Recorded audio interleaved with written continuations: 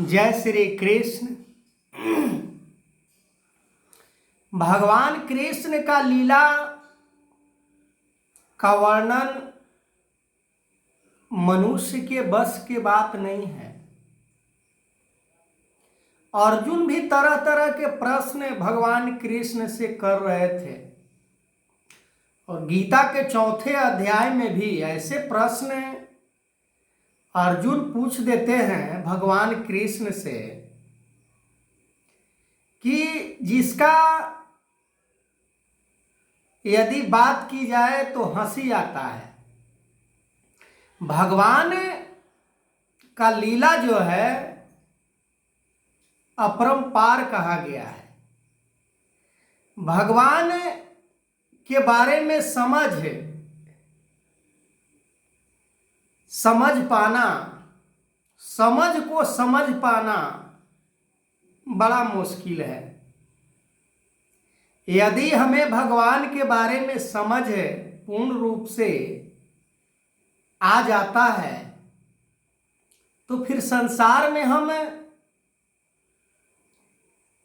ये जो तोड़ मोड़ की जेवरी वाला जो हिसाब है, तोड़ मोड़ की जेवरी बट बंधा संसार, ये समाप्त तो हो जाता है। फिर कोई दूरियां नहीं रह जाता है परमात्मा से और उसका।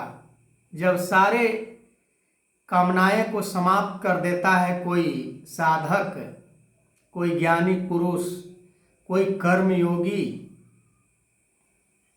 तो अर्जुन जो सवाल किया भगवान कृष्ण से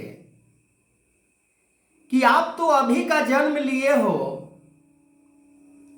और सूर्य का जन्म जब से सृष्टि हुआ है तब से सूर्य है, तो उन्हें आप कर्म योग का शिक्षा कब दिए? भगवान कृष्ण हंसते हैं कि मेरा जन्म का कोई गिनती नहीं है। ऐसे भी कहा जाता है कि जब जब होवहि धर्म के हानि, बाढ़ असुर अधम अभिमानी, तब तब धरि प्रभु मनुज शरीरा, काटहि नर बंधन भव पीरा। ये परमात्मा का कोई रूप का कोई सीमा नहीं है। कब कौन सा रूप को ये धारण करेगा। कुछ दिन पहले की अगर बात की जाए, बाबा हरदेव सिंह महाराज थे। ये संसार में ब्रह्म ज्ञान को देने वाले समय के सतगुरु के रूप में बाबा हरदेव सिंह जी महाराज थे। अटेंडम एकदम शरीर को चेंज कर देना, सतगुरु माता सुदीक्षा के रूप में प्रकट हो जाना, ये बड़ा समझने की बात है। भगवान कृष्ण कहते हैं कि मेरा जन्म का कोई गणना नहीं कर सकता है। मैं आदि और अंत, मैं पहले भी था और अभी भी हूं। इसी परमात्मा के बारे में कहा जाता है कि बिनु पग चलहि सुनहि बिनु काना, कर विधि कर्म करे विधि नाना, आनन रहित सकल रस भोगी, बिन बानी बकता बड़ जोगी। इसके जैसे संसार में कोई वक्ता नहीं है, इसके जैसे संसार में कोई योगी नहीं है। योगी की बात की जाती है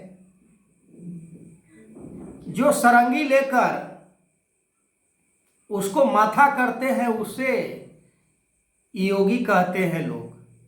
पर योग को धारण कर लेने का नाम योगी है। कर्म योग, ज्ञान योग,